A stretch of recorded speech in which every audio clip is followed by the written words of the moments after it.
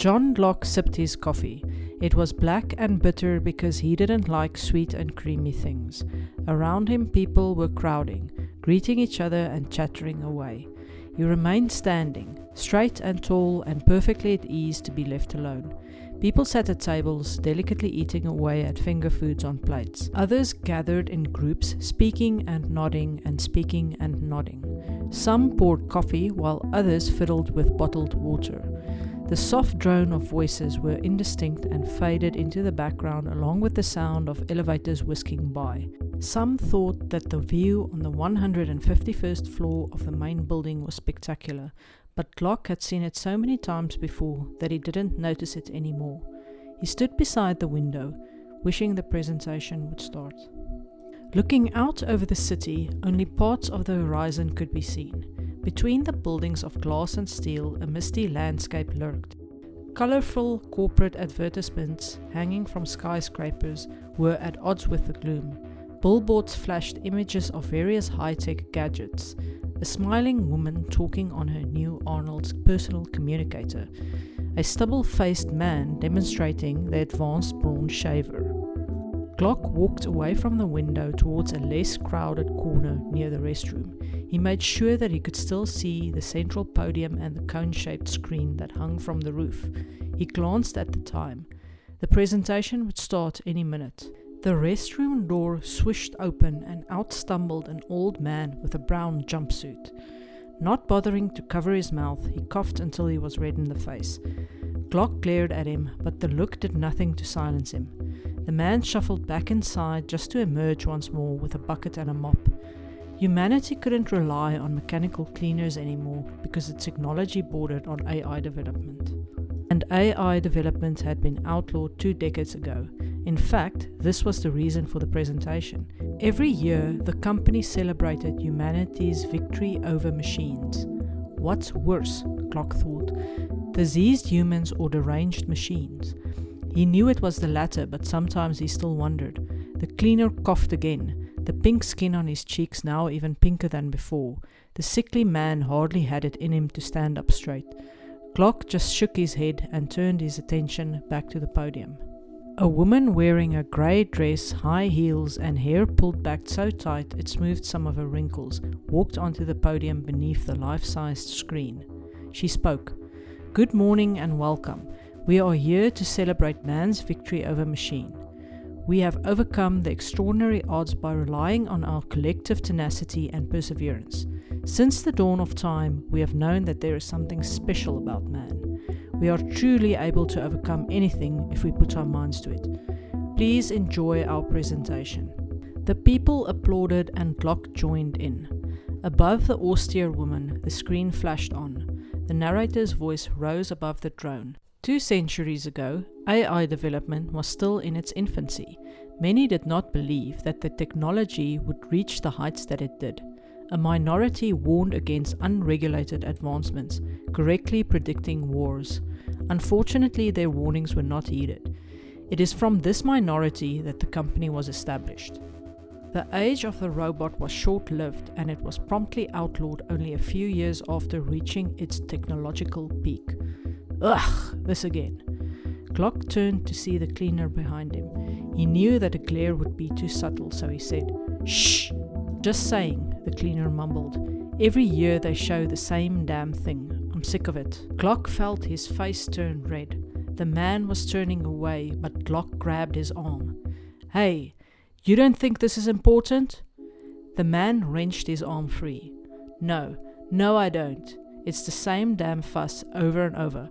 Why do they have to convince us of their benevolence each year?" Glock's eyes narrowed and he felt even more anger rise up from his belly. "Let me tell you something. If we didn't win, if we didn't do everything in our power to eradicate the robots, you and I would not be standing here." The cleaner shrugged and scratched his elbow. "I don't have much of a life anyway. I get up and go to work, wash toilets, mop floors, go to bed at night and do the same thing over and over. What kind of a life is that?" Glock blinked. Some anger drained away and was replaced by something else. The cleaner shuffled away without another word. Glock tried to turn his attention back to the presentation, but the conversation had unsettled him. He had dedicated his life to the extermination of robots, and he knew how important that job was. Not many could do what he did. His profession took skill and intelligence, but even more than that, it took guts. Some of these underground groups were dangerous. Others were cunning and deceitful. Some of them built robots that begged for their lives, and he would have to put a bullet into their delicate machinery anyway. How could the old man be so indifferent about the struggles of the past? Underground AI development still popped up all over the grid, and if the company didn't nip it in the bud, history could repeat itself. Wars could break out again. He shook his head to get rid of the residual discomfort, but it didn't help much. Headaches had been plaguing him for the last few months. Was it the stress of the job, or was it something worse? He probably needed to get to a doctor, but he didn't want to waste a good working day waiting in lines. He turned his attention back to the presentation, but it wasn't long before one of his colleagues interrupted once more. "Glock, we have a problem," Tony said. "What now?" John asked, irritated at the second interruption. Even in his formal wear, Tony seemed scruffy. His slacks were creased and his striped shirt not tucked in at the back. He was the big guy that came up with the intel but hardly ever did the terminations. That was Glock's job. "Circuit boards are at it again," Tony said. Glock sighed. He hated that term. These robots were so much more than mere circuit boards. But he guessed that some felt better if they could downplay the complexity of the AI systems. "You know I don't like it when you use that word." Tony rolled his eyes. "We have a volatile situation and you're worried about what I call these metal baboons? Problem is you have to respect them to track them down. You of all people should know this." "Where?" Glock asked. "Goldman Hotel, room 236. "How much time?" "Less than an hour," Tony said and walked away. By the time Glock reached the hotel, he was utterly focused. He might have to kill someone soon. He paused. Putting a bullet in a machine's head was hardly killing. At worst, it could be labeled as breaking. And at best, he was a hero, saving humanity from itself over and over again. He made his way up the staircase. An elevator could be a risky thing, especially when it was made of glass. The passageway was empty, and if Glock had seen hundreds of people in the lobby, he saw none now. Gun in hand, he approached the room. With one kick, he knocked the door open. Inside, it seemed deserted. From his peripheral, he saw someone approach. Glock pointed the gun but paused. The man, clad in black, had a knitted cap and a scar across his face. "Do circuit boards have scars?" Tony had once asked. Glock wasn't sure. "Who are you?" Glock asked. "Goodbye, John Glock," the man said. With an immense speed, the scarred man swung a machete at his neck. Glock's life flashed before his eyes. He had a dreary vision of routine and repetition. For some reason, he thought of the cleaner. His body fell and his head rolled to the ground. Despite this, he could still see. He looked at his now motionless neck and saw sparks and colored wires all muddled together. He had lived his whole life as a machine, because he was one.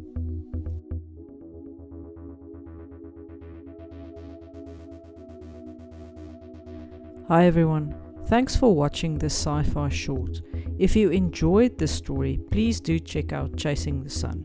This is a sci-fi story I wrote about a group of space explorers that land on a desert planet for ship repairs. Unfortunately, the landing doesn't quite go as planned, and the crew eventually has to set out to the scorching surface to chase the planet's setting sun. This is possible because the planet's rotation is very slow. That said, it still involves traveling hundreds of kilometers over the dunes each cycle, all the while limiting water losses and resource consumption. The heat and drought and sand are torturous, but there really is something more dangerous than the planet's environment, and that is the division within the crew. The story took me quite a few years to write, but I had tremendous fun doing it. My hope is that sci-fi readers will enjoy this one. I have some hard science elements in there, but also some speculative elements concerning the battery of the ship. Links are in the description box below, and thanks again for your attention.